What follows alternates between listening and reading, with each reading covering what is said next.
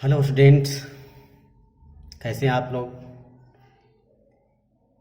छुट्टी में आप लोग पढ़ाई तो कर ही रहे होंगे।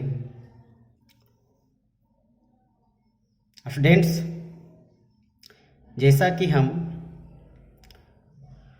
12th क्लास की ज्योग्राफी अध्याय 3 जनसंख्या संगठन चैप्टर को स्टार्ट किए हैं,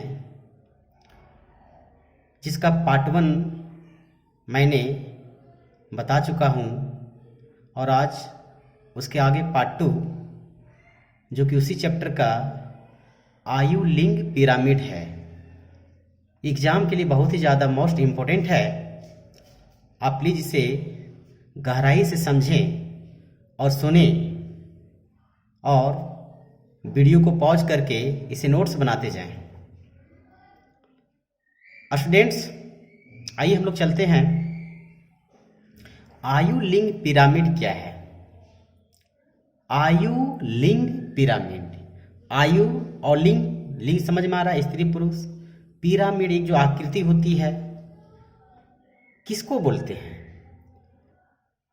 जनसंख्या की आयु और लिंग संरचना के अनुपात को, जनसंख्या की आयु और लिंग के अनुपात को व्यक्त करने के लिए एक विशेष प्रकार के रेखा चित्र का निर्माण किया जाता है, जिसे आयु लिंग पिरामिड कहते हैं।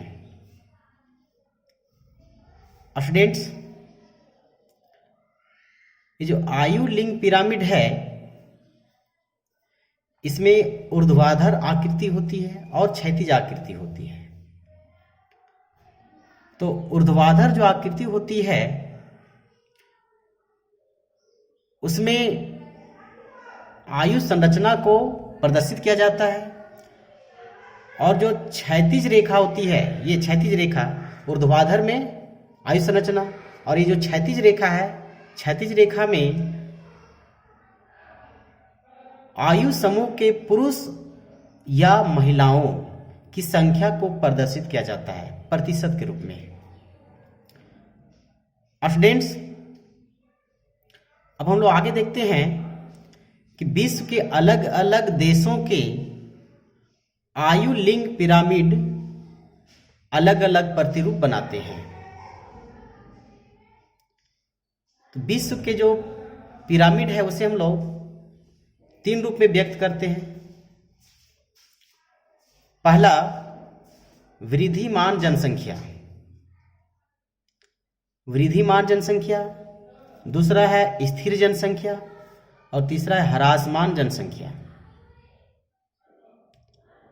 स्टूडेंट्स, वृद्धिमान जनसंख्या से क्या तात्पर्य है? यदि किसी पिरामिड का आधार जो बेस होता है, ये मान लीजिए ये पिरामिड है, ये इस टाइप से है। यदि किसी पिरामिड का आधार चौड़ा है, आधार मतलब नीचे वाला जो हिस्सा है, ये पोर्शन, ये चौड़ा है, तथा ऊपर की ओर शिखर लगातार पतला होते जाता है, नीचे चौड़ा और ऊपर में पतला होते जाता है, तो इसका तात्पर्य क्या है? तो इसका तात्पर्य होता है कि उस देश में जन्म दर एवं मृत्यु दर दोनों उच्च पाए जाते हैं। जैसे भारत, बांग्लादेश, पाकिस्तान तथा अफ्रीका के कुछ देश। वृद्धिमान जनसंख्या के अंतर्गत सबसे जो सर्वोत्तम उदाहरण है वह नाइजीरिया का। नाइजीरिया जो एक देश है, वो इस वृद्धिमान जनसंख्या पिरामिड का सर्वोत्तम उदाहरण है। अब दूसरा जो है स्थिर जनसंख्या। जैसा कि नाम से पता है, स्थिर जनसंख्या का मतलब ना तो वहां पर जन्म दर उच्च होगा, ना तो मृत्यु दर उच्च होगा। जब पिरामिड का आकार नीचे से मध्य भाग तक लगभग लंबवत हो और शीर्ष भाग की अपेक्षा कम ढाल वाला हो, मतलब कहने का मतलब है जब पिरामिड का आकार नीचे से मध्य भाग तक, नीचे से लेकर के कुछ दूर तक बिल्कुल क्या हो, लंबवत हो, और ऊपर वाला ढाल रूपी हो, ऊपर में जाकर के नुकीला बन जाता हो, तो उसे हम लोग स्थिर जनसंख्या वाला पिरामिड कहते हैं। और इस पिरामिड के अंतर्गत जन्म दर और मृत्यु दर दोनों न्यूनतम पाए जाते हैं।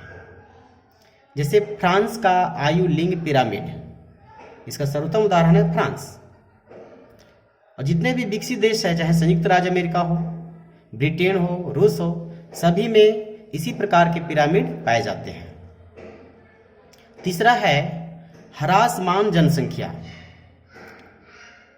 जब पिरामिड का आकार नीचे पतला, जस्ट अपोजिट उल्टा थोड़ा सा है, नीचे पतला और मध्य में मोटा, नीचे पतला है और मध्य में मोटा, बीच में मोटा हो, तो यह घटती जनसंख्या को व्यक्त करता है। ऐसे देशों में जन्म दर बिल्कुल ऋणात्मक होते हैं। बिल्कुल ऋणात्मक मतलब जन्म लेता ही नहीं बच्चा, और मृत्यु दर भी बहुत कम होते हैं, जैसे स्वीडन, इटली आदि। तो आज का हमारा जो क्लास था आयु लिंग पिरामिड बहुत ही ज़्यादा इम्पोर्टेंट है। प्लीज़ आप इसे नोट कर लीजिएगा, बहुत ही ज़्यादा इम्पोर्टेंट है, और ये सब याद कर लीजिएगा आने वाले एग्जाम के लिए। बहुत बहुत धन्यवाद फ्रेंड्स।